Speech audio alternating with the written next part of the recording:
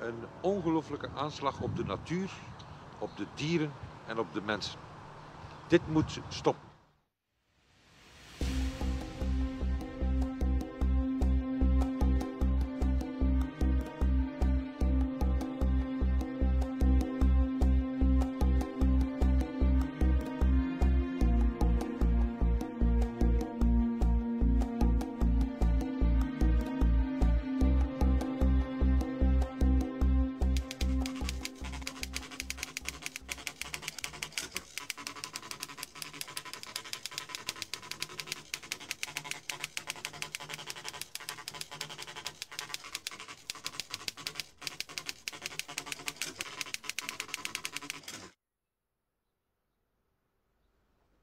Well, I was surprised one day to look up and see these, what I thought were contrails from jet planes. We do know that they do have an exhaust, and you can see the exhaust. It might last about 15 or 18 seconds. But this was something new. First of all, it lasted for an hour or more. And then it also was quite broad. And if you looked at it carefully, you can see it dripping. It's like a liquid dripping off of it. But actually, I didn't really know what it was until someone mentioned to me that these were not contrails, they were chemtrails. Chemtrail was a name given to them because they thought it had chemicals in it.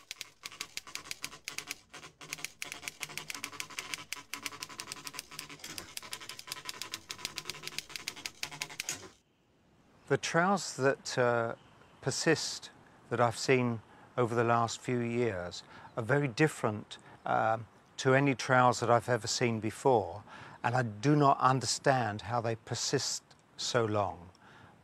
It's normally a contrail would last 1 or 2 minutes or maybe 5 minutes, but to look up into the sky and see a trail slowly drift by for an hour is very unusual.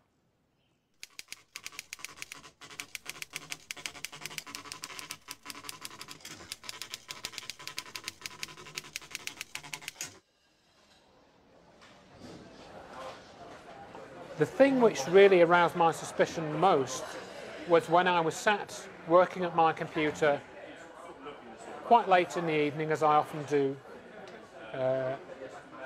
It was a summer's evening. It was 10:15 in the evening, June the 10th, 2005. I looked out to my right, out of my little computer room window, and I saw a grid in the sky, a grid of trails, almost perfectly square. So I got out my camera, I took a couple of shots. What was causing this grid of trails? Why was it in a grid shape? Why was it parallel lines? I hadn't seen the air traffic which had created this. How can you get a grid of trails in such a short space of time? These trails and this grid were formed in a period of about 15 minutes, I would say. And to have that much air traffic, in other words, 4 aircraft coming directly over my house in 15 minutes, does not happen.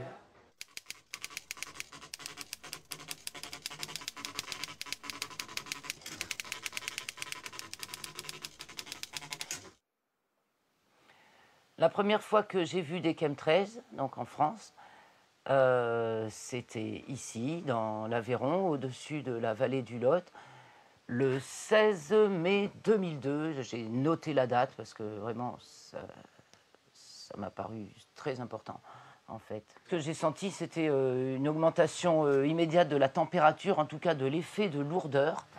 L'atmosphère beaucoup plus lourde que d'habitude, orageux, mais pas légèrement différent de ce qu'est un vrai temps orageux, naturel. On finit maintenant par perdre les repères naturels complètement, du moins de ce qu'on connaissait auparavant. Et donc on dit il fait lourd, il fait chaud, mais on ne se rend pas compte que le premier effet de chaleur, il est produit par ces traînées. Pour moi, c'est net.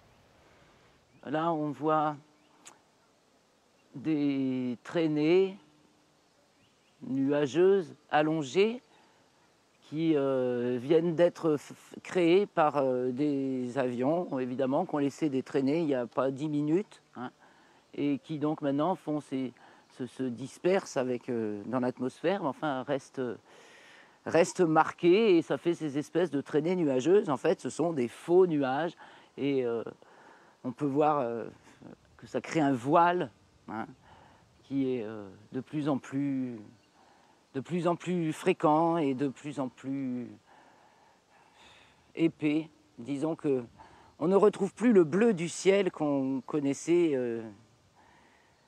il y a 10 ans. Voilà, il faut remonter maintenant presque 10 ans en arrière.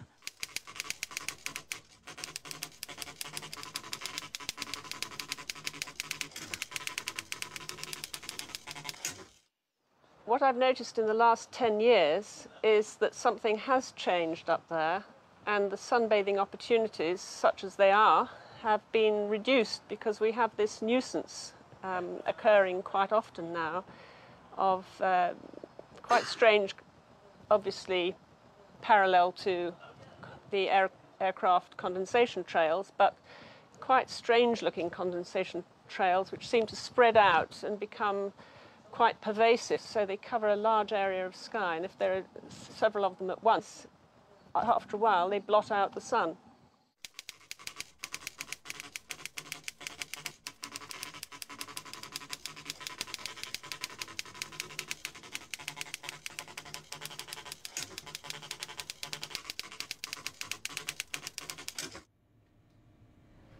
My name is Dr. Nikos Katsaros. I am Director of Research at the National Center of Scientific Research Demokritos in Athens, and I am concerned about the chemtrails.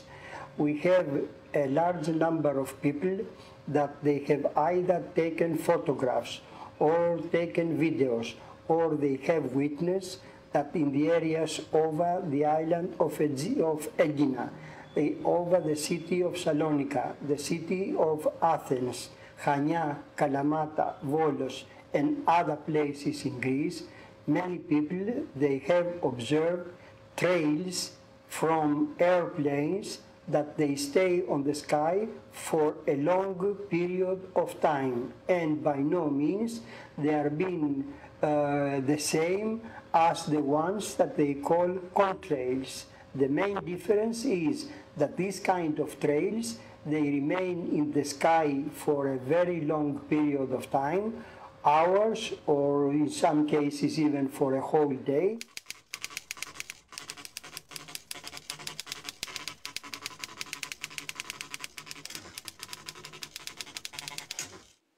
Les traînées de condensation classiques ne restent jamais longtemps et suivent toujours des couloirs identiques.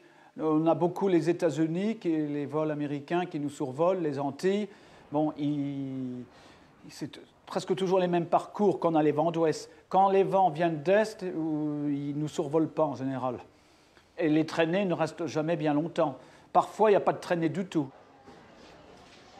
The other differences which I can also mention between contrails and chemtrails is that the chemtrails show a much greater variation in their look and the way that they behave than contrails. You get different types of trails. You get feathery trails, you get billowing trails, you get trails that turn into what look like cirrus cloud. We've also now started to observe chemtrails with apparent shadows, black chemtrails. We also see them from space. We can see them on satellite pictures. Aircraft trails should not be visible on satellite pictures. C'est d'ailleurs sur des photos satellites que nous verrons des traces de chemtrails de plus de 25 ans.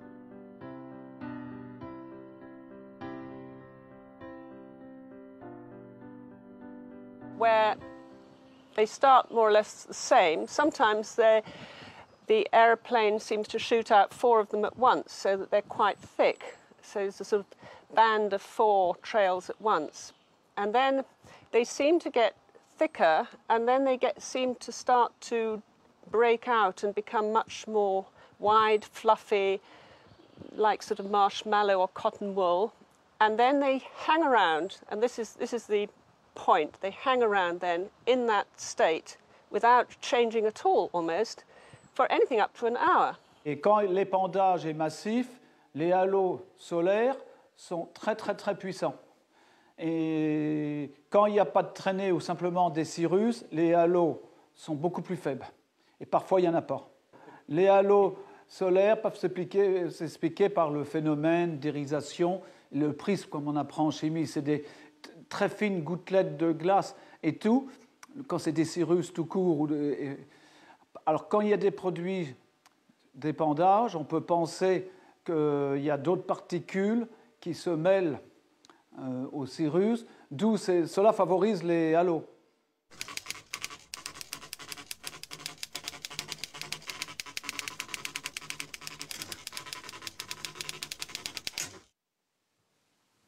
Ik heb dus inderdaad contact gehad met een aantal wetenschappers.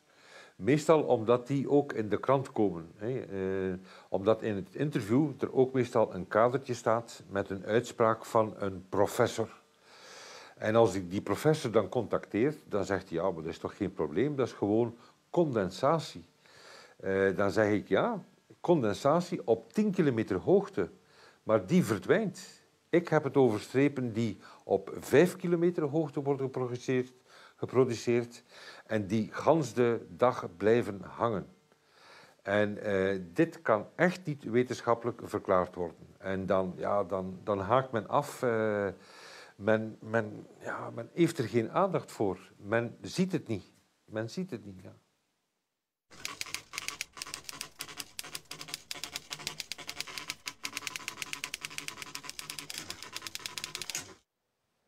If you look at the phenomenon in general, you cannot explain it by just burning fuels by aircraft and temperature and humidity of the air. Those contrails cannot last long. So any persistent contrail must have other explanations. Everybody in the scientific community in Greece that they were involved with this kind of trails, they agree that they have no relation with the contrails. As a scientist, I have no doubt at all that there is a comparison between chemtrails and contrails. They are two entirely different phenomena. La fréquence, elle est complètement aléatoire. En fait, c'est vraiment très souvent, presque tous les jours. Mais il y a des jours sans, Dieu merci.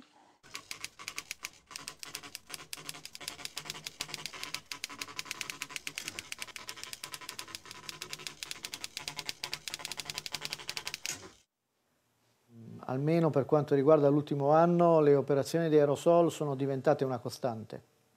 Se fino a qualche anno fa era un'eccezione una giornata con le cosiddette scie chimiche, adesso è il contrario. Quindi normalmente abbiamo delle giornate che sono prive assolutamente di qualsiasi tipo di attività di irrorazione. Le possiamo contare queste giornate 3-4 giornate al mese se siamo ottimisti, altrimenti anche meno. Effettivamente quando arriviamo alle 9-10 di mattina già si cominciano a veder passare i primi aerei e nell'arco di poche ore il cielo è completamente coperto da uno strato uniforme che oscura il sole. Quindi è una costante ormai non avere più delle giornate di sole vero, ma delle giornate semi-oscurate o oscurate completamente.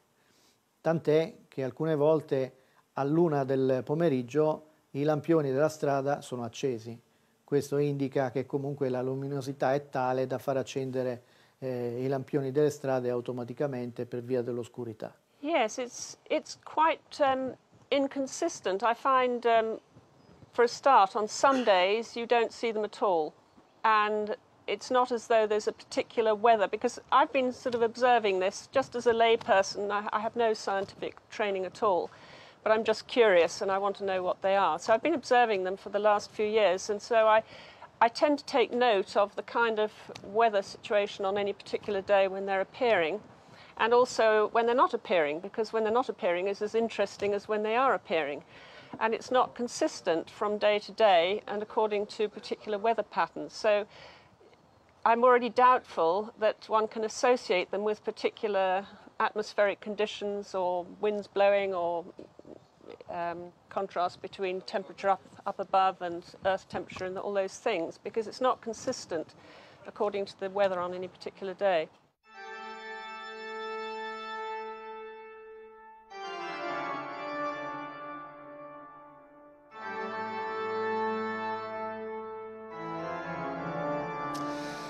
Dus over de frequentie van die chemtrails, ik ben dat, laten we zeggen, bewust beginnen registreren sinds ongeveer 2 jaar. En dus er zijn van die sproeidagen. Dus als het een open weer is, dan begint men te sproeien, vooral 's morgens vroeg. Soms nu ook 's nachts, maar vooral 's morgens vroeg. En ongeveer, ik denk dat er een kleine 100 dagen op de 365 gesproeid wordt.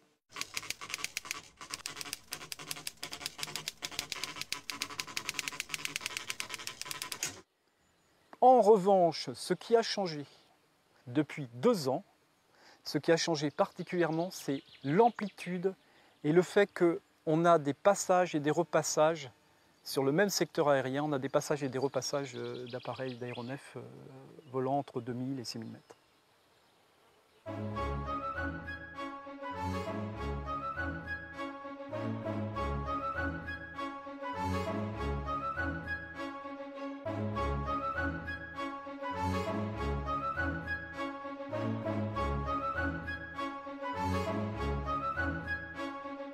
And then I thought, well, if they're coming out of the exhaust of an aeroplane, there must be something different in the fuel to explain, you know, this new phenomenon. But then I think to myself, well, if it is a new form of fuel or some additive in the fuel, and I don't know whether additives in the fuel would be acceptable, so I don't know, this is just a question, then why don't all aeroplanes, under the same atmospheric conditions, produce the same types of trails? If you ask me about the metallic particles, how can they be added to the contrail, there are, I think, a few possibilities. Of course, the most easy one could be to just exhaust them in the exhaust fumes. Yeah? That is one possibility. You could also put them in the fuel. I think if there is just a very small atom or a small molecule involved, then it is basically not a problem to add it to the fuel and just to burn it together with the carbon fuels, and then they immediately come into the exit fumes. I think this is possible. As a pilot, you don't have any control over what actually goes in your tank. Someone drives up with a fuel bowser and you take so many hundreds of tons or tens of tons and you get a chit and that's the end of it. Alors, de ces produits. Alors, qu'est-ce qu'il y a dans ces produits? Bon, tous ceux qui ont un petit peu cherché sur le net, ils ont trouvé barium, oxyde de barium, ou chlorure de barium plutôt, oxyde d'aluminium, de titanium, etc. Some scientists with whom we have been collaborating through correspondence, they have told us that in the universities in the United States, they have carried out these kind of experiments, that they either sent small planes and collected the samples from the air, and then they analyzed them. From the gases they collected from the sky, they analyzed and they found in high percentage quantities of aluminum and barium, which we know that they have this kind of effects to the human health and also to the environment. Le scie contengono diversi metalli e poi dirò perché. In maggior parte viene disperso trimetilalluminio, che è un metallo in forma liquida e quindi può essere usato come additivo nei carburanti. Poi viene utilizzato un altro additivo particolare che contiene sali di bario e quindi troviamo bario e alluminio se facciamo dei rilievi in atmosfera o del terreno o delle piante. Troviamo grossi quantitativi di alluminio e bario soprattutto, ma troviamo anche rame, titanio, litio, che è un componente che si usa nelle batterie di ultima generazione, e carbonato di calcio, che in questo caso non è un metallo ma serve per rendere sterile il terreno. Het gaat over chemische producten, ethyleen, dibromide, mycoplasma, schimmels enzovoort, en over virologische producten. Sono state fatte delle analisi. Certo, sia in Italia sia all'estero sono disponibili anche attraverso la visualizzazione del nostro sito, del nostro blog e siti collegati, analisi chimiche che sono state fatte sia per il terreno, sia sulle piante, sia nell'aria, analisi che evidenziano la presenza dei metalli di cui ho parlato prima.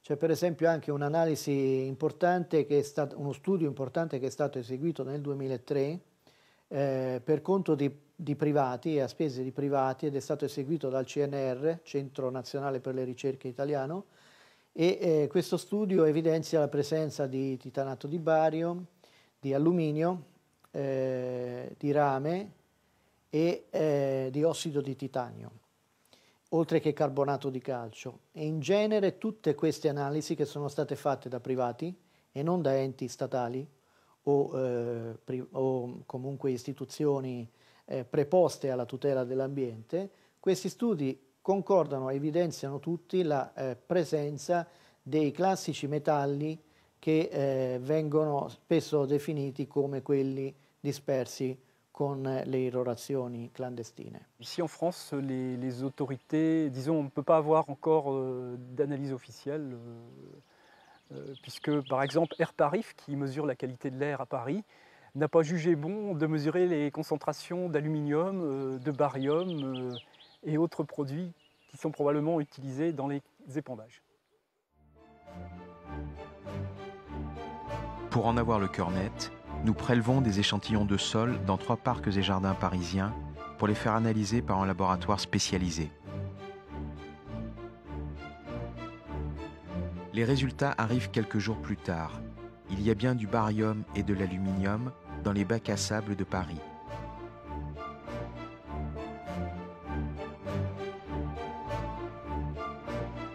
Dus dit alles komt in de atmosfeer, daalt neer op de aarde en beïnvloedt ons allemaal. Je ziet overal de ziektes toenemen. We zijn nog nooit zo ongezond geweest als nu. Doodziek zijn we.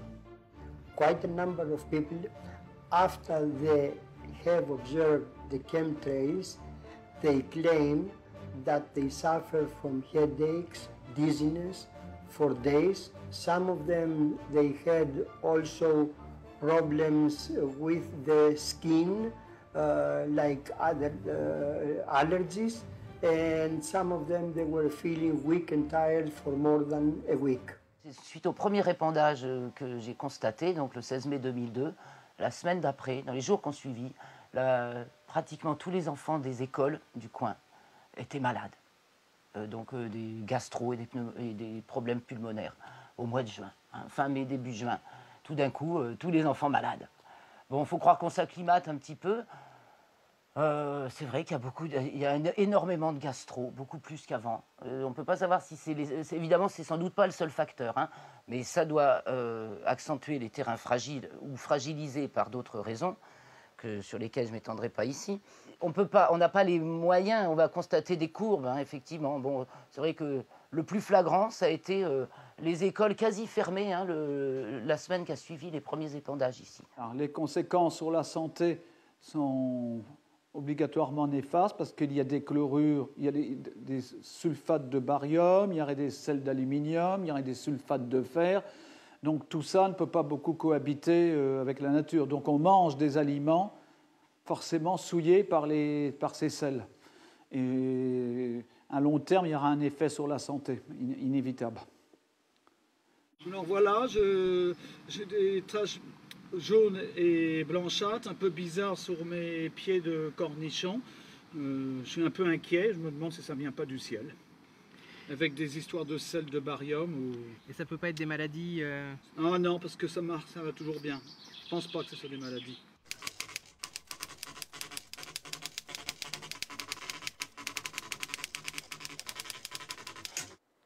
En 2007-2008, j'ai été très malade, tellement que voilà, ils sont cherchés un petit peu plus loin.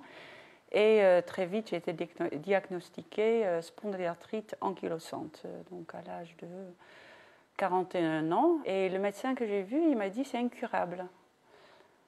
Alors là, j'ai contacté un médecin sur Paris qui fait des recherches parallèles, qui cherche plus loin, et qui m'a fait faire des analyses où très vite on trouvait que j'avais des métaux lourds dans le sang, dans le corps, un certain nombre de bactéries assez étranges, donc métaux lourds, aluminium, palladium, nickel, un peu de mercure. Pour les bactéries, donc Chlamydia pneumoniae et Mycoplasma pneumoniae.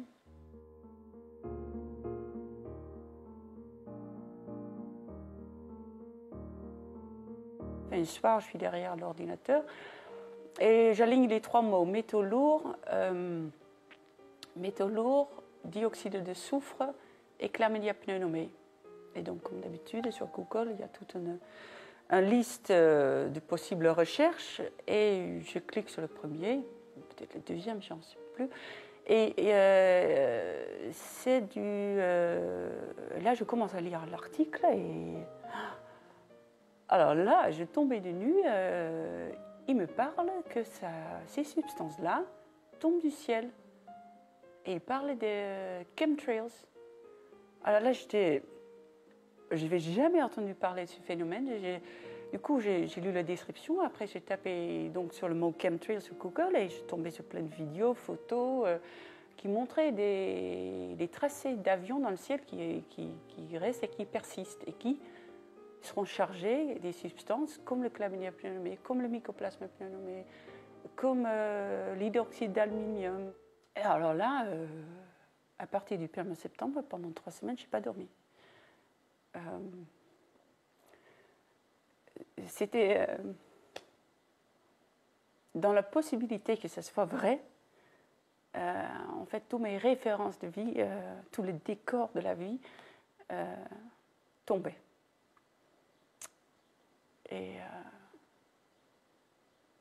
Et au bout de 3 semaines, je me suis fait une raison. Je dis, c'est possible que ça soit vrai. Et ce n'est pas en question j'y crois ou j'y crois pas, je veux guérir. Et apparemment, je dois en savoir plus de ces choses-là pour pouvoir guérir. Dus bepaalde mensen hebben daar echt heel veel last van, vooral kinderen, kleine kinderen. Er zijn mij verschillende gevallen gesignaleerd van ouders die met hun kind, omdat het ademhalingsproblemen heeft en moet hoesten, naar een ziekenhuis gaan, naar de spoedopname. En daar zijn dan plotseling vele ouders, ook met hun kinderen, die dus op een zeer directe en fysieke manier last hebben van dus al die vuiligheid die in de atmosfeer wordt gesproeid. En dus in verschillende getuigenissen over Hangs de wereld wordt dit bevestigd. En nogmaals, als men ziet welke ziekten er zijn, van ademhaling, van Alzheimer, Parkinson, multiple sclerose, ADHD, autisme, kanker, ongelooflijk. In Vlaanderen mag 30 tot 40% van de bewoning zich voorbereiden op een toekomst als kankerprocent. Dit is bijna 1 op 2. 1 op 2. Et on ne fume pas, on ne boit pas, on ne comprend même pas pourquoi on est malade, mais on est tenu responsable pour ça.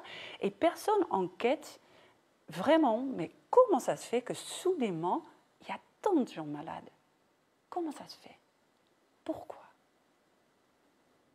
En er is niemand die zich de vraag stelt, hoe komt het dat wij nu in zo'n ongezonde samenleving zitten? Hoe komt dat?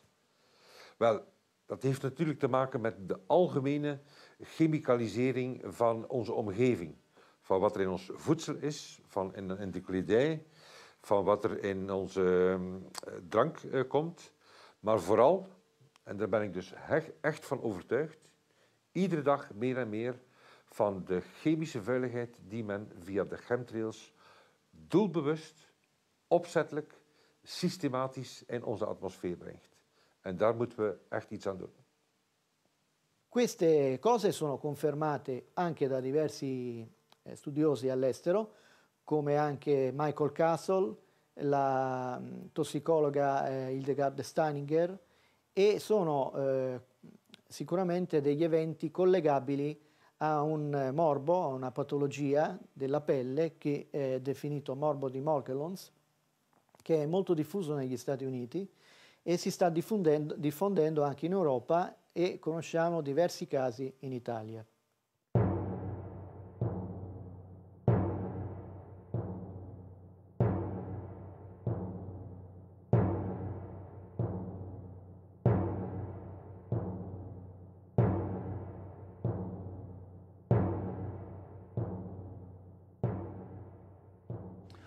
Il y a des très grandes chances que cela vienne d'abord du Pentagone et ensuite par les pays satellites qui gravitent autour du Pentagone, les militaires essentiellement pour moi, pas les civils.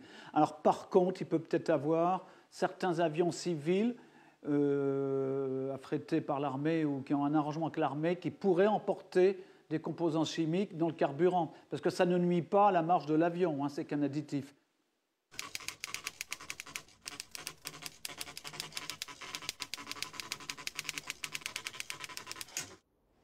Ho notato in effetti che nel giro di pochi mesi gli aerei che rilasciavano scie sono aumentati in maniera esponenziale, il che significa con certezza che non poteva essere un traffico civile. Là, tout ce qu'on peut supposer, c'est qu'il y a un lien entre ces épandages et des activités militaires. Par exemple, intérêt de rendre l'air plus conducteur pour la conduite radar ou pour les transmissions de fréquences. Les sources existent, des sources de brevets aussi sur la composition des épandages, parce qu'effectivement, il n'y a pas de fumée sans feu, il y a des brevets et ces brevets sont effectivement, semble-t-il, utilisés.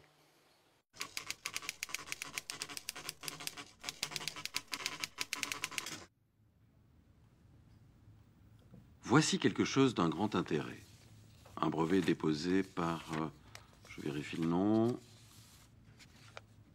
par Hughes Aircraft en 1991, qui indique clairement, je lis le texte original, une solution au problème du réchauffement climatique consiste à répandre des particules métalliques dans l'atmosphère. Ce qui suit est aussi très important. Une technique pour répandre ces particules métalliques serait d'ajouter de minuscules particules dans le kérosène des avions de ligne.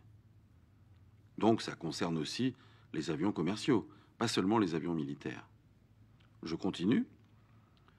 De sorte que les particules soient émises par les moteurs de l'avion lorsqu'il vole à son altitude de croisière.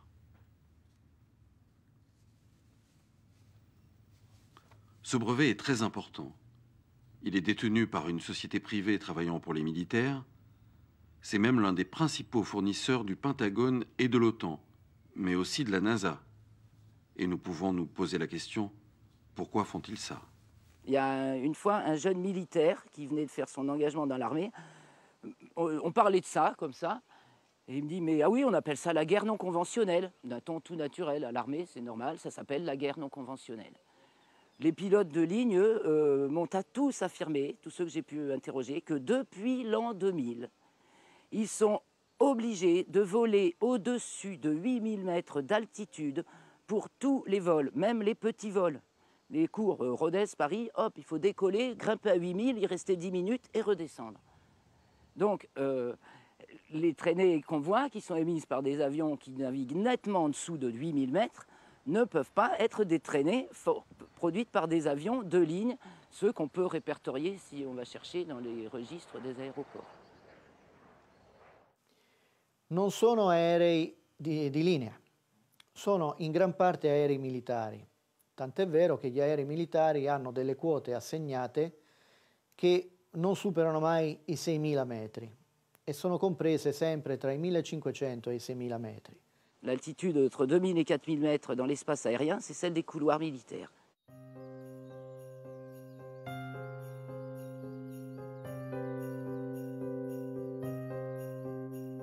Nous avons filmé ces chemtrails en Provence.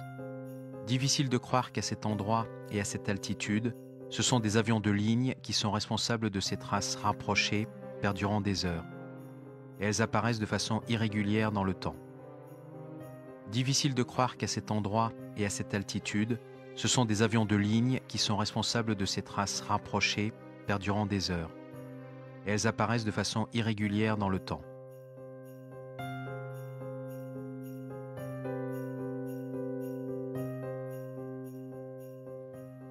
Je voyage beaucoup. J'étais en Croatie le lendemain du jour où cette république de l'ancienne Yougoslavie a rejoint l'OTAN. Je me souviens que mon partenaire commercial pointa à un moment son doigt vers le ciel et s'étonna. Qu'est-ce que c'est que ces traces? Et je me dis en moi-même, ça y est, ils ont commencé là aussi.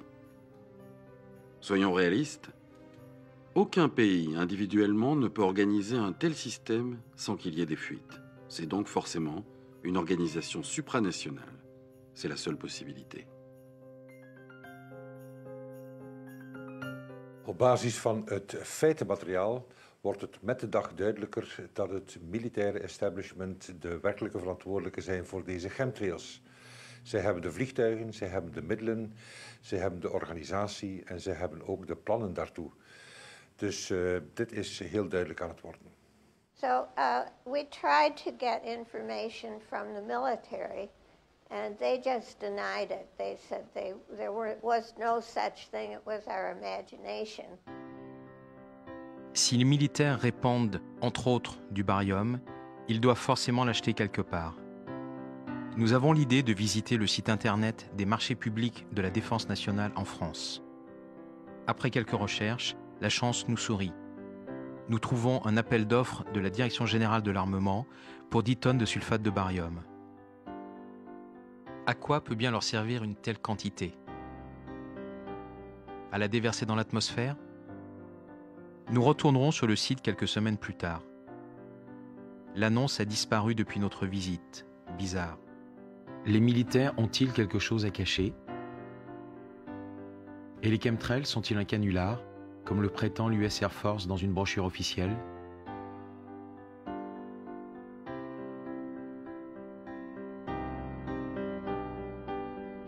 If military say that this is a hoax, they could be right.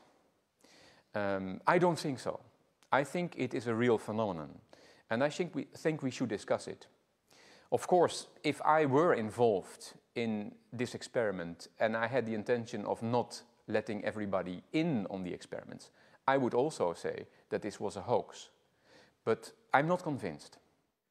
Ik heb een vriend die gedurende jaren met F-16 gevlogen heeft, dus een militair toestel, die nu in de burgerluchtvaart zit, die dus duizenden uren in de lucht gevlogen heeft. En die zegt, ni vu, ni connu, ik weet niet waarover u het hebt. En bijna alle piloten zeggen, we weten niet wat chemtrails zijn. Er is voor ons echt geen vuiltje aan de lucht. Now, some information has been leaking out. Some of it is, there's always a propaganda. The military has a way of telling you they're doing something good. And so one of the explanations for this is that it's a counter to global warming, and that by putting metals into the air, they can reflect the sun's rays upwards and away from the earth. And so this is an effort to cool the earth. It doesn't make much sense mathematically if you look at the surface of the air over a city, and you know these little lines are not going to reflect very much sun back. So I really don't buy that. effectivement, quand ils épandent de l'aluminium, ça va augmenter, sur une couche déjà nuageuse, ça va augmenter l'albédo, donc la réflexion des rayons solaires, donc augmenter le froid. Mais ce qu'on nous balance le plus souvent, c'est du barium, de chlorure de barium. Et c'est donc ce qu'il y a dans ces petits sachets dessicateurs là, hein, qu'on trouve dans toutes nos boîtes de chaussures, d'appareils photo. Ça a pour propriété d'absorber l'humidité.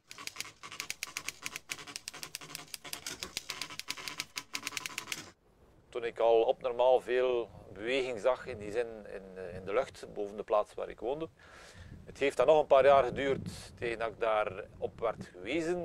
En het heeft dan nog een tijdje geduurd tegen dat ik het werkelijk wilde geloven. Dat die zaken bestaan en dat die zaken inderdaad dus wel degelijk schadelijk zijn. Want in zaken plantvitaliteit en boomvitaliteit krijgen we een eigenaardig fenomeen. In die zin dat bomen in het voorjaar zeer moeilijk op gang raken. En in het najaar, of liever in de zomer, reeds zeer vroeg hun blaren beginnen te verliezen. Wat wijst op een tekortkoming in zaken humiditeit. En we zien ook een continue uitbreiding van ziekten en plagen, wat op zeer eigenaardige redenen wijst. Tous ceux qui cultivent la terre, jardiniers, agriculteurs, constatent, sans forcément faire le lien, que la terre se dessèche terriblement vite. Beaucoup plus vite qu'auparavant, dans les mêmes conditions de pluie, etc. Eh bien, c'est simplement qu'il y a ce chlorure de barium qui absorbe l'humidité, qui la tient en rétention dans l'atmosphère. Et il faut savoir une chose qu'on oublie trop souvent de nous dire, que le facteur numéro 1 de l'effet de serre, et de loin, c'est la vapeur d'eau. Donc, tenez des particules d'eau en suspension dans l'atmosphère, et qu'est-ce que vous allez faire localement? Vous allez augmenter l'effet de serre. Donc, la chaleur, l'augmentation de température localement, elle est produite par les chemtrails. Sur l'effet des chemtrails sur les plantes, enfin en faisant la relation directe, ce que j'ai pu observer, c'est des formes de dessèchement des feuilles. Par ailleurs, il est clair que par temps d'épandage répété, on a un phénomène de croûtage de la terre. Je ziet het ook in de natuur.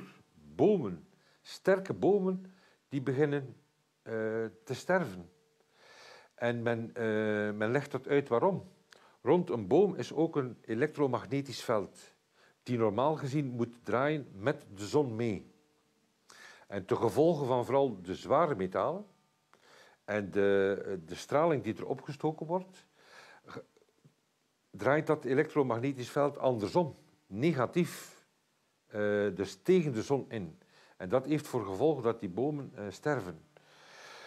We hebben ook, zowel in België als over Hans de wereld, massale sterfte bij de bijen. Massale sterfte. En ook dat is de gevolgen van de chemtrails en de straling die er opgezet wordt. Want die bijen die vliegen op het elektromagnetisme en doorheen heel die actie wordt dat verstoord. Dus die raken verdwaald en die sterven. Donc toute la chaîne de vie sur Terre, les animaux, les humains, les plantes, les arbres, les insectes, tout le monde est touché, et sans distinction.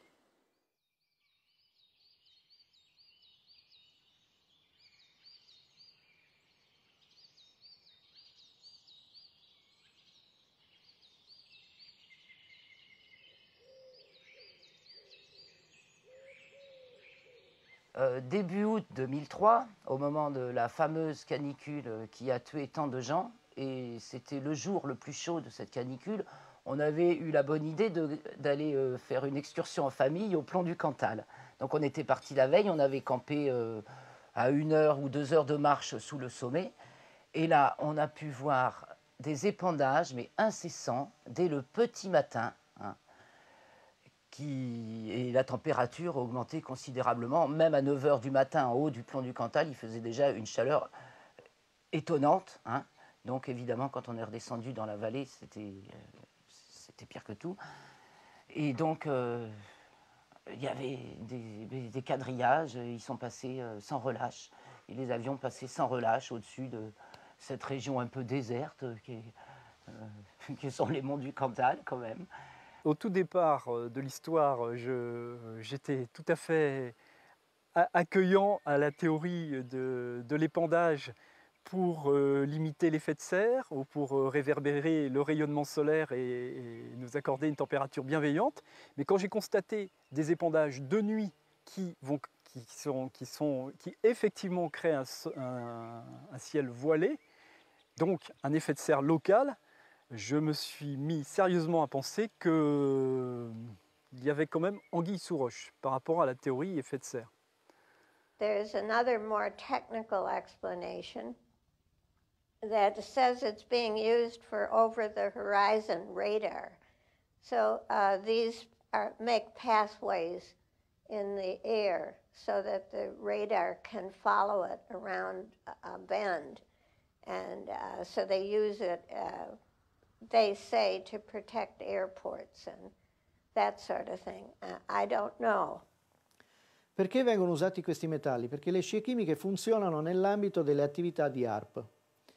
HAARP, che in italiano si definisce una stazione per la sperimentazione delle alte frequenze in atmosfera, è una base, per la verità le basi nel mondo sono almeno 5, ma la principale si trova a Gacona, in Alaska, è composta da 180 antenne che, lavorando all'unisono, emettono delle frequenze verso la ionosfera, sparano delle onde elettromagnetiche verso la ionosfera, la riscaldano, la deformano e questa deformazione funge da una sorta di lente, di specchio, che permette di riflettere queste onde elettromagnetiche verso terra. Le scie chimiche servono come corridoio elettromagnetico per queste onde che vengono usate dalle stazioni HAARP sul tipo della stazione a Gacona. So I actually went up to Alaska to see the HAARP project. It's an array of transmission towers. They're about 80 feet tall and they're spaced in a rectangle like a grid. It's a huge array of monstrous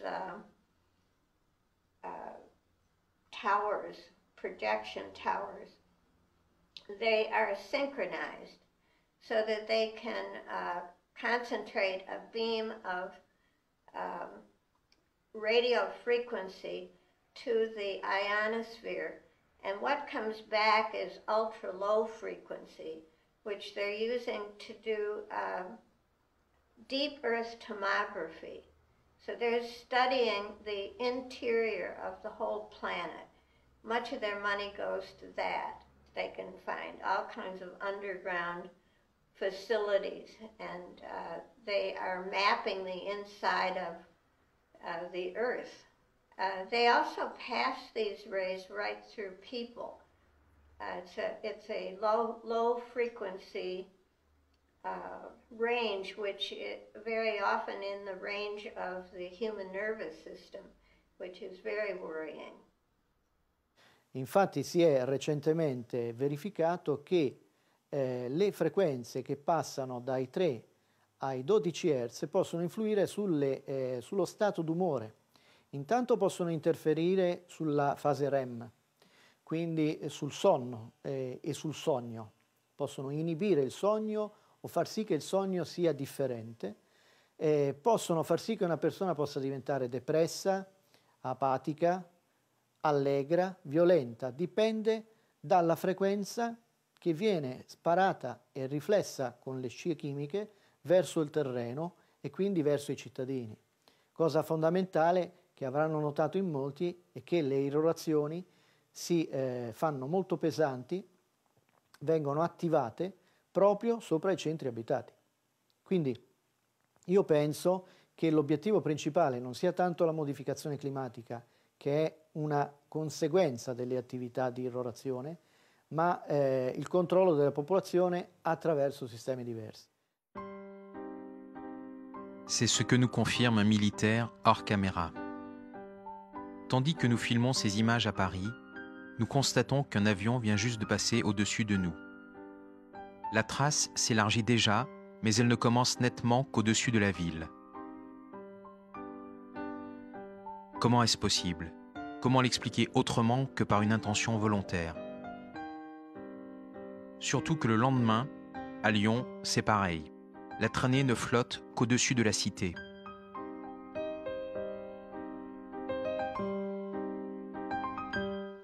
One of the other key factors is broken trails. If you watch the chemtrails, you will quite often see that they break, that they're broken. You'll see some trail, then a blank space, then some trail. Now, there are only two possible reasons for a broken trail. One is that the aircraft turns its engine off temporarily. The other is that the air temperature and the air humidity varies over a small period over a small space, which doesn't happen because the wind currents would mix the air to be a uniform humidity and temperature over a small region. You wouldn't get small-scale variations, but you do see this with breaks in the trails. Nous reverrons ce type de chemtrail dans d'autres pays, comme ici à Gand, en Belgique. D'après notre militaire anonyme, c'est normal. Il y aurait près de 400 programmes de chemtrail dans le monde.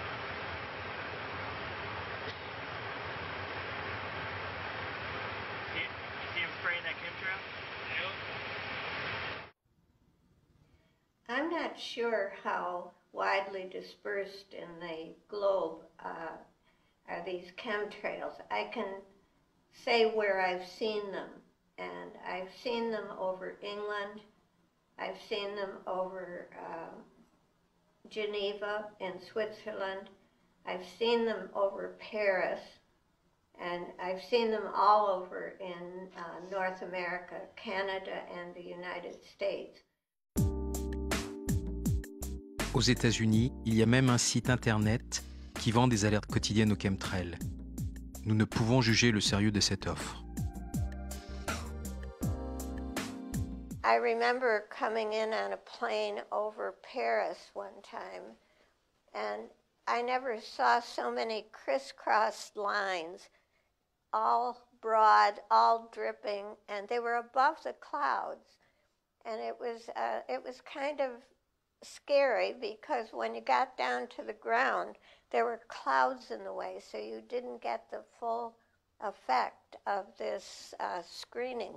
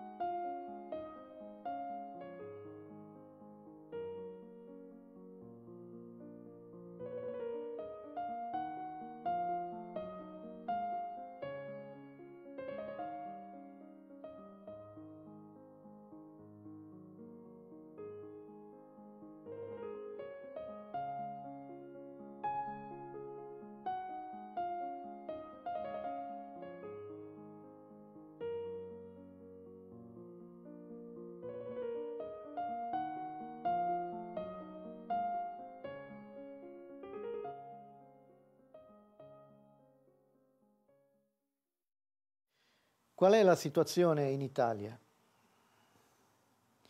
Attualmente in Italia le attività di aerosol si sono intensificate in maniera notevole, specialmente nell'ultimo anno. Quindi attualmente direi che a livello del territorio italiano siamo ad una copertura totale. Or, en fait, on s'aperçoit que c'est pas local, c'est partout. Quand on prend sa voiture et qu'on traverse la France, si c'est un jour d'épandage, il y en a partout.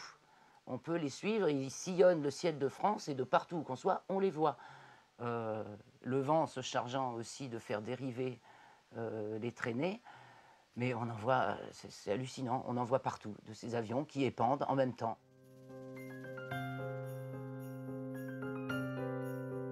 À Paris, un jour de juin, nous laissons tourner la caméra pendant 1 heure, soit la durée d'une bande.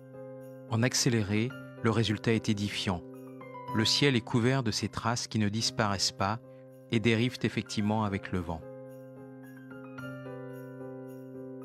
Donc il y en a partout. Hein. Je ne connais pas d'endroit qui en soit exempt, que ce soit au-dessus des villes, au-dessus des campagnes, des montagnes et au-dessus de la mer. Au-dessus des régions côtières, les traînées se dissipent plus rapidement parce qu'il y a pas mal de vent, mais ils passent aussi. Hein. J'en ai vu pas mal au-dessus des côtes atlantiques aussi quand j'y suis allé. Sur l'Irlande, nous remarquons beaucoup de quadrillage à l'ouest de l'Irlande, très souvent au large, en mer.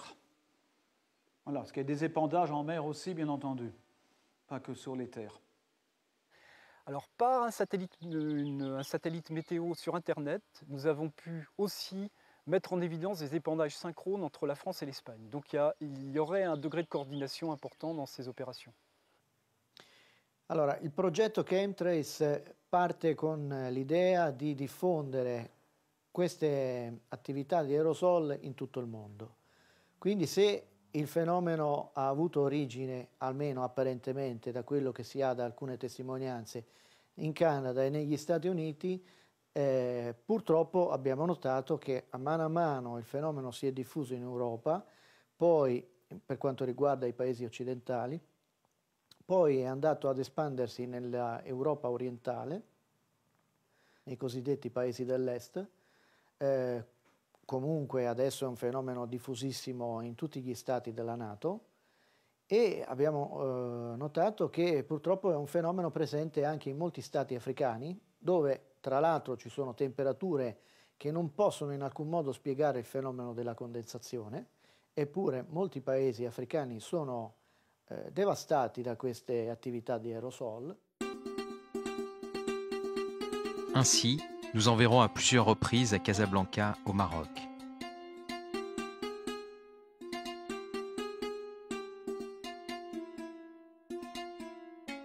Cette fois, c'est au Moyen-Orient que s'étendent ces chemtrails, sur des dizaines voire des centaines de kilomètres, bien au-dessus des nuages.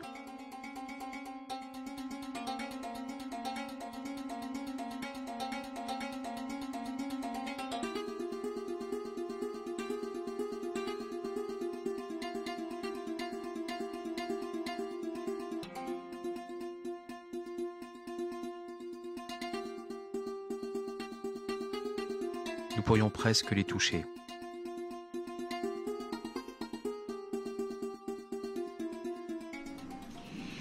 Ik heb ondertussen geleerd dat er 2 soorten chemtrails zijn. Enerzijds de chemtrails die door militaire tankervliegtuigen worden gesproeid op een hoogte van ongeveer 5 kilometer. En die stoffen komen relatief vlug naar beneden. Anderzijds heb je de chemtrails die geproduceerd worden door burgerluchtvliegtuigen, waar dus die stoffen in de brandstof zitten. En die stoffen blijven op de hoogte van ongeveer 10 kilometer gedurende 1 à 4 jaar hangen. Depuis combien de temps dérivent ces traces au-dessus de l'Inde, pied de l'Himalaya?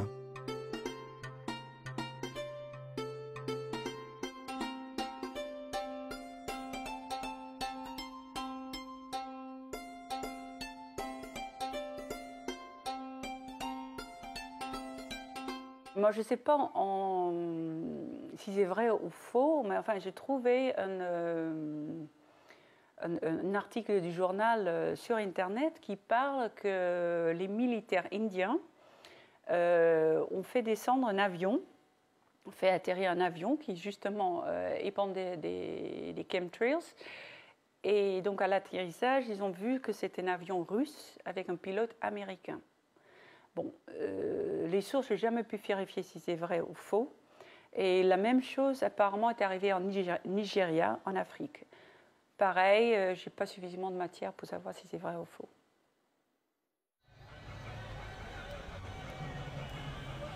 Effectivement, nous avons filmé à New Delhi des chemtrails tout frais, si l'on peut dire. Rien à voir toutefois avec les épandages massifs de l'Europe et de l'Amérique du Nord.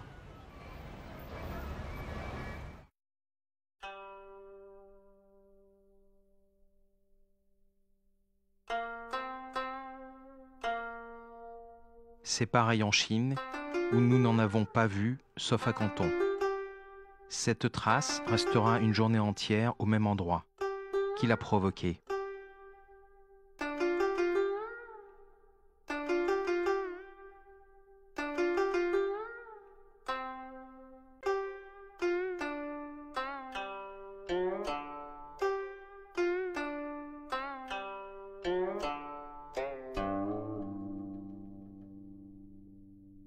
Je crains au niveau des chemtrails que cela s'aggrave, surtout que l'OTAN s'est agrandie de nombreux pays et tout, et quand même que l'action des phénomènes HAARP et des chemtrails partent du Pentagone. Donc je pense que beaucoup d'armées vont utiliser ce moyen d'épandage. Face à ce que j'ai constaté fin mai 2002, je me suis dit tout de suite, il faut réagir. J'ai décroché mon téléphone, j'ai appelé localement la météo, l'aéroport et la gendarmerie. Bon, les plus courtois et les plus à l'écoute, ça a été la gendarmerie. La plus grosse langue de bois, c'était la météo. Voilà. Quant à l'aviation, l'aéroport civil, ils n'ont pas répondu grand-chose. Dans la foulée, j'ai cherché à contacter les organisations écologistes, Greenpeace, les Amis de la Terre et plusieurs autres. Et je me rends compte que je ne suis pas la seule. Au jour d'aujourd'hui, nous sommes certainement plusieurs centaines à leur avoir écrit depuis 7 ans donc, à ce sujet. Et il y a 3 réponses possibles. Alors, pas de réponse. Soit ça n'existe pas, avec un brin presque d'ironie en se moquant de vous, soit ce n'est pas dans notre champ de compétences, on verra plus tard. Alors, j'ai envie de dire aux gens de Greenpeace, regardez le ciel. So I really took the attitude that I was going to collect this data and use it to challenge people who should know more about the subject than I do. And once I'd compiled this report over a period of a few days, I then sent this report off. As I say, I sent it to the Department of Environment, I sent it to the Department of Transport, and I sent it to Greenpeace and the World Wildlife Fund, and I awaited some kind of response. The first people to respond was the UK Department of Transport, and their basic response assured me that all I was seeing was ordinary aircraft trails. To say that chemtrails don't exist and that everything is a contrail goes contrary to scientific observation. Chemtrails have been substantiated not only by observation, but by photography, by actual measurement, by taking the samples on the ground of what is being emitted by these chemtrails. So it has been pretty well documented. And it's not helpful at all to refuse the evidence that is sitting in front of you. I was also actually directed to the another body called NATS, which is I think the National Air Traffic Service. But they also didn't give me any information as to what these aircraft were. So the conclusion from this is I'd concluded that these aircraft trails were not ordinary contrails because they didn't behave like contrails. They lasted for too long. I'd asked for official confirmation of the aircraft which caused these trails and wasn't given any. Nobody could give me this information. And some years ago, people have asked me this question, and since that time I started to investigate it. And I've even written a letter to our Minister of Transport, who has then sent me to the meteorological people, which I visited. And also they cannot explain the phenomenon. They do realize that man-made cirrus clouds, which they call them, they don't have an exact name for them, are influencing our weather, but they don't investigate it. So they just accept it as a phenomenon which we have to live by, and that's it. And all the other questions, they got a lot of questions there asking from worried people about what this phenomenon could be all about.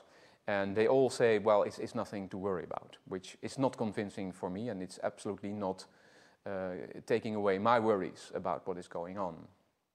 Well, in a group of active scientists and civilians that we have formed here in Greece to take action against the chemtrails, we have approached people in the parliament, and they ask questions to the parliament, and they ask also questions to the European Commission, but so far we have not received satisfactory answers.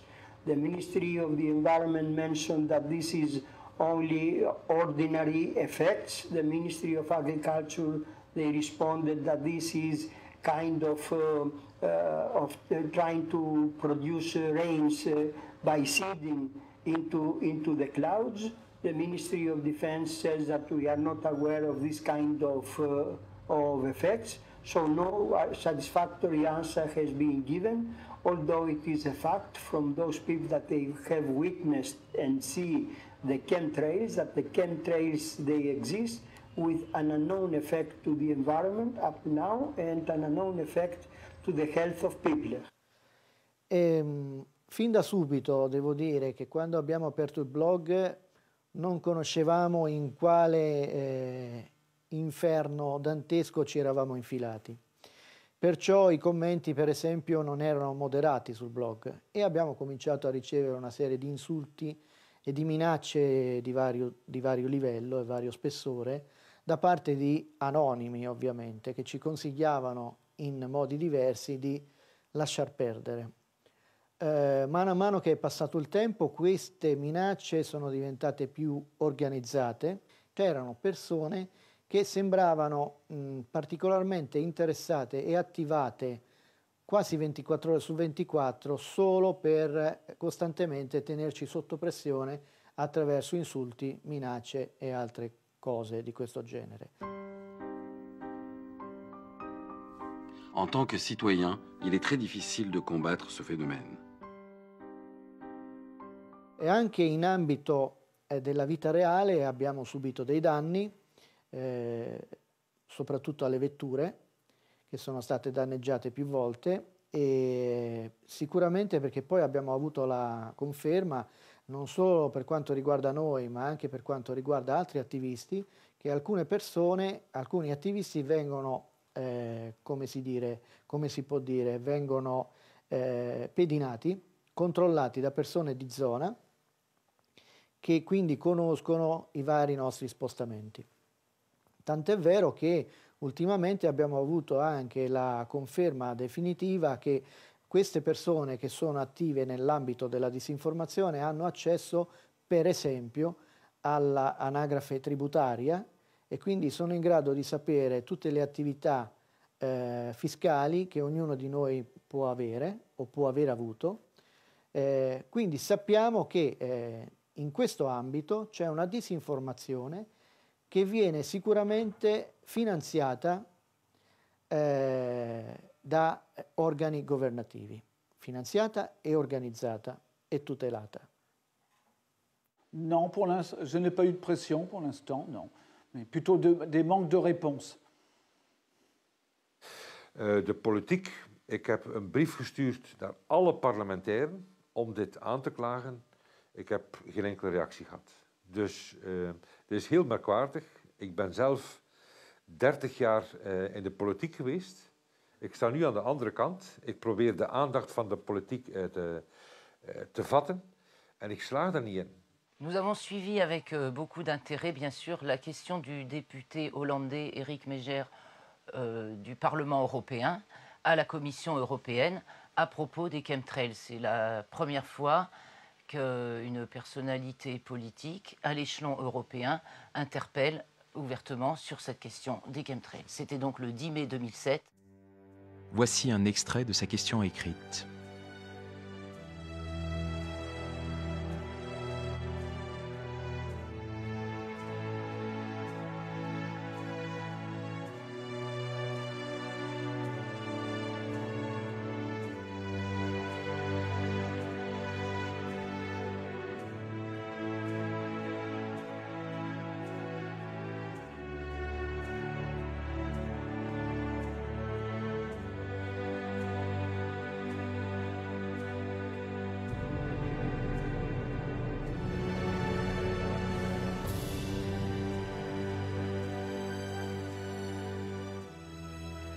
Donc il lui a été répondu en juin 2007 par M.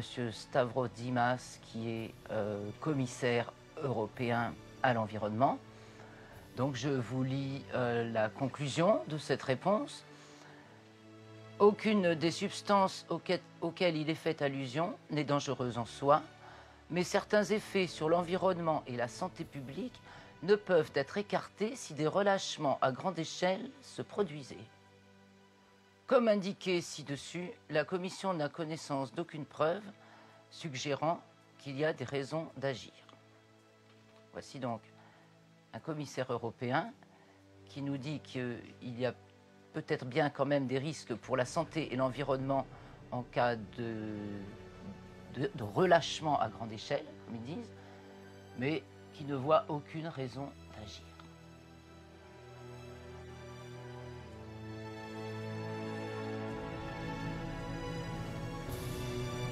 Pourtant, à Bruxelles aussi, il suffit de regarder le ciel.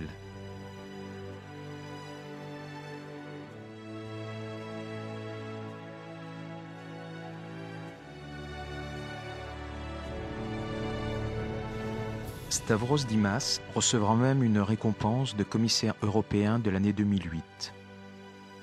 Nous lui avons demandé une interview au sujet des chemtrails, sans succès.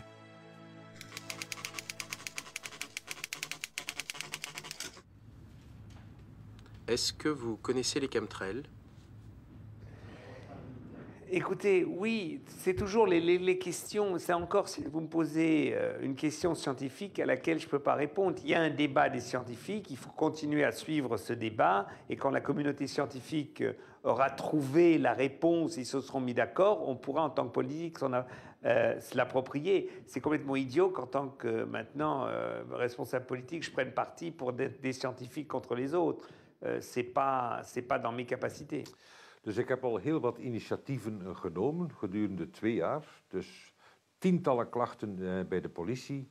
Ettelijke telefoontjes naar allerlei overheidsinstellingen. Het laten stellen van parlementaire vragen. Maar je komt altijd met hetzelfde geconfronteerd te worden.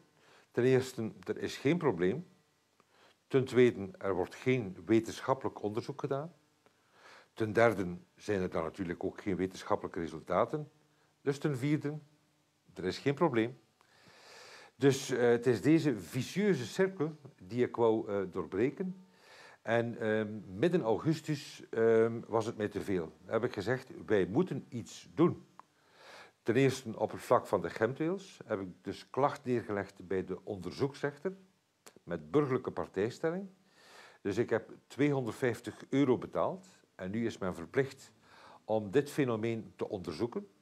Wat men er ook over denkt, men is verplicht om het te onderzoeken. En over heel Vlaanderen zijn er nu mensen zoals ik die registreren. Telkens wanneer ze de strepen zien passeren, die naar de politie stappen en vragen dat het daar wordt neergelegd in een procesverbaal. En dus op die manier wordt het fenomeen in kaart gebracht. Kan men ook nagaan welke vliegtuigen het zijn, van waar ze komen, waar ze naartoe gaan en wie de opdrachtgever is, kan men stalen nemen van de brandstof of zien wat ze vervoeren. En France aussi a été déposée une plainte. Donc le dépôt de plainte, il a eu lieu au printemps 2009. Alors, au stade dépôt de plainte, on n'a pas de qualification de la plainte, mais je n'ai pas eu la possibilité de faire de photocopie, mais ce que je peux dire, c'est que ce qui était acté, c'était épandage de substances inconnues dans l'environnement. Et le deuxième point, modification et perturbation des équilibres climatiques. Ça, c'est les deux points forts qui ont été retenus, avec trois photos qui ont été retenues sous forme de scellé, bien que j'en ai gardé la propriété, mais je dirais que copie internet a été prise et envoyée au procureur de la République de Vannes, quoi. Depuis, je n'ai toujours pas de nouvelles de cette plainte.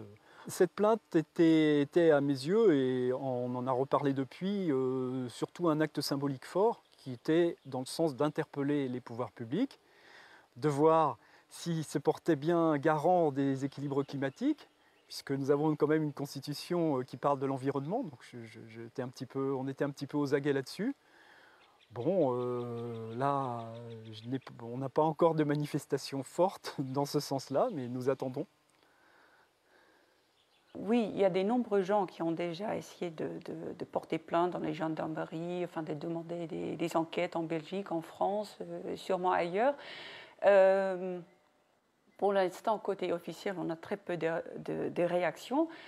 Et bon, si ça reste comme ça, je pense, là on a réuni quand même pas mal de preuves, il y a beaucoup de gens qui ont fait des analyses, bon, on a vraiment des données quantifiables, donc je pense qu'il est temps de penser à une action en justice, et ça peut même être donc au Cour international de La Haye. Alors j'ajoute un élément supplémentaire au débat. C'est celui des nuages. On observe depuis 2002, donc, des nuages aux formes et aux couleurs qui étaient inconnus auparavant.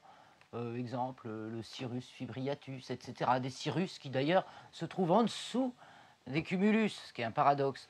Bon, eh bien, ces nuages-là ont été tout bonnement incorporés aux nouvelles nomenclatures de nuages. Néanmoins, si vous recherchez des nomenclatures de nuages d'avant l'an 2000, vous ne les trouverez pas. Ils n'existaient pas. J'ai discuté avec des personnes d'un service météorologique et ils m'ont clairement expliqué que les chemtrails, pourtant d'origine humaine, sans même parler des chemtrails ou de l'ensemencement des nuages, doivent être classés comme des cirrus, d'après l'Organisation météorologique mondiale, l'agence supranationale. Or, ça fait une énorme différence car un cirrus est un phénomène naturel, tandis que les chemtrails sont artificiels avec une composition différente. Il s'agit d'hydrocarbures et de CO2. Ça n'a rien à voir. La poste américaine a même créé un bloc de timbres pour entériner ces nouveaux nuages.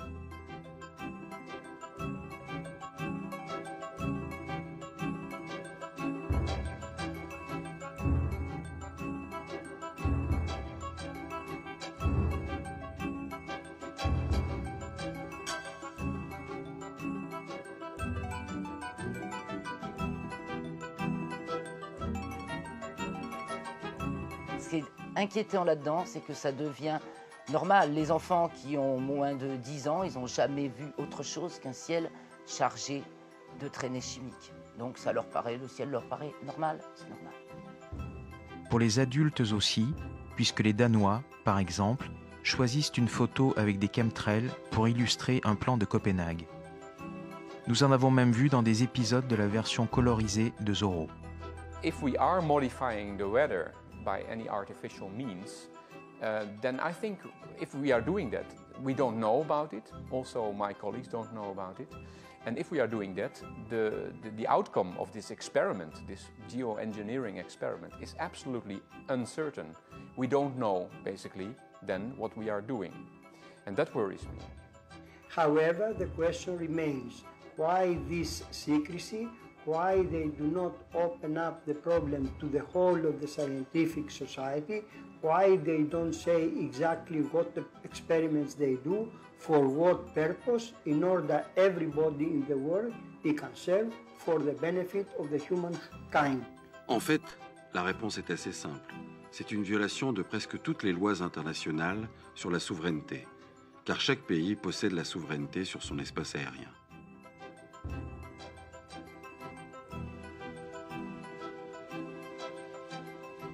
Si quelqu'un venait à savoir que ces traînées contiennent des particules métalliques, il s'agit là encore d'une violation des lois internationales. C'est totalement interdit. C'est pourquoi ils n'en parlent pas.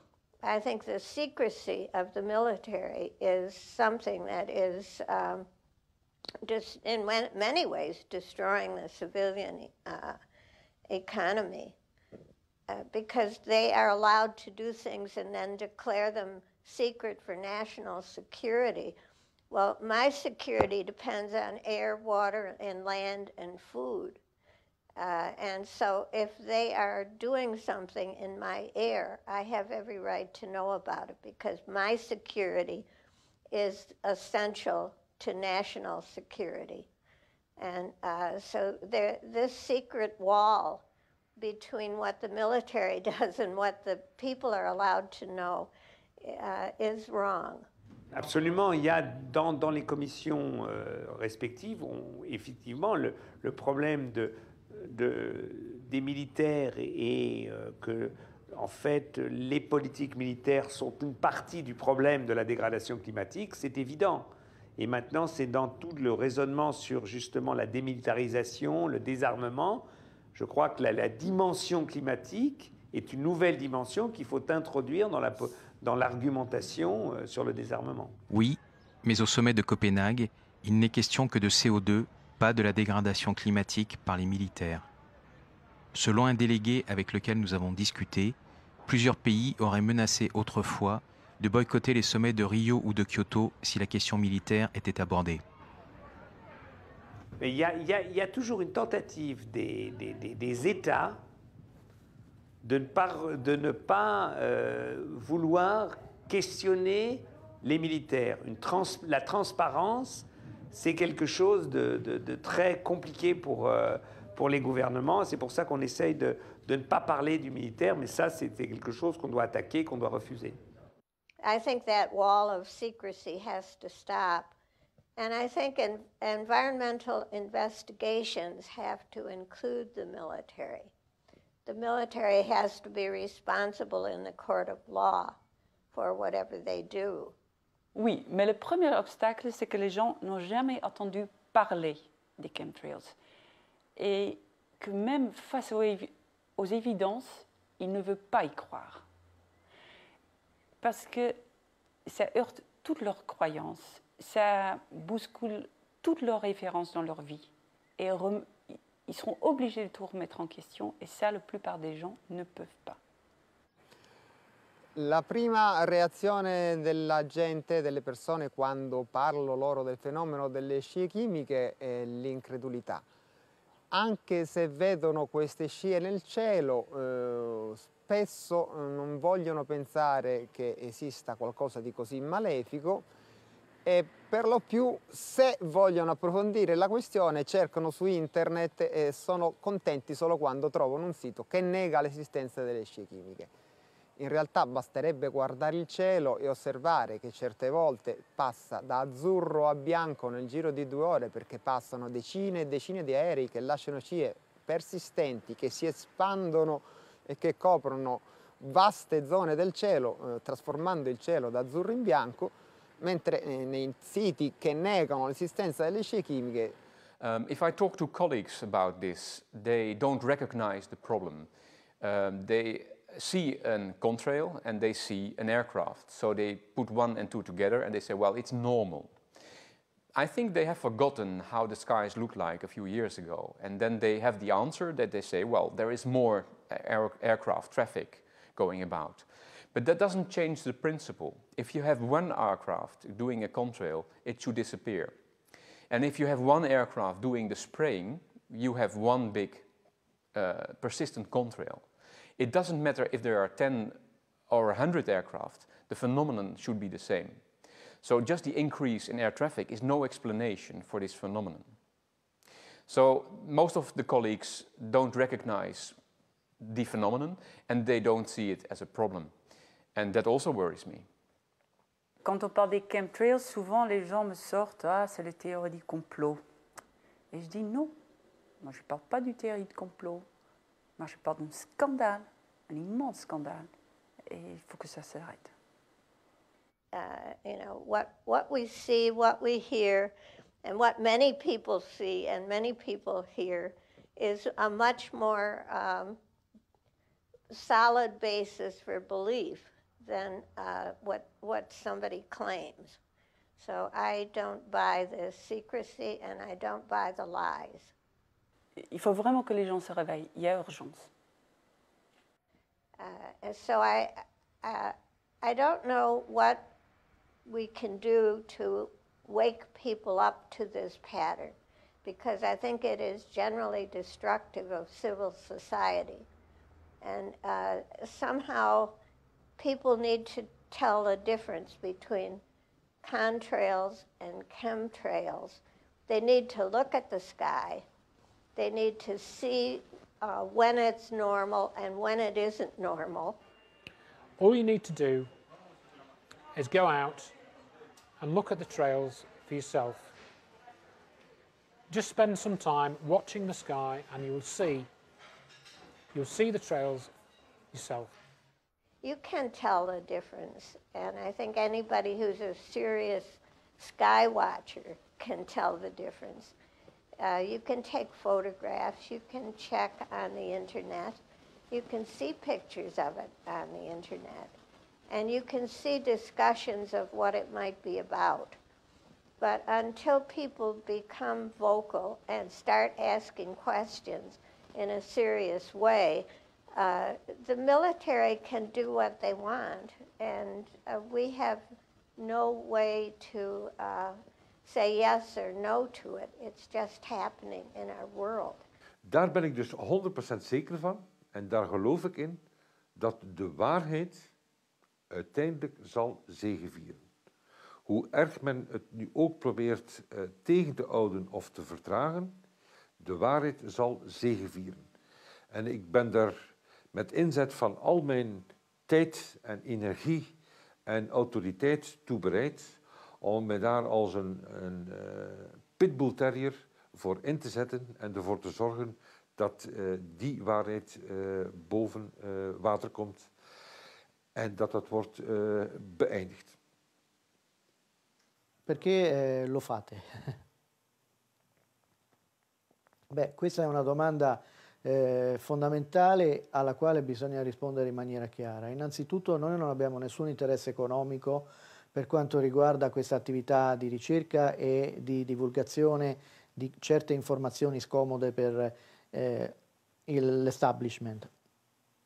Il problema fondamentale è che su questo argomento sicuramente non c'è copertura finanziaria da parte di nessuno e quindi tutte le spese che abbiamo così affrontato in questi anni sono chiaramente soldi che sono stati investiti per il bene della verità.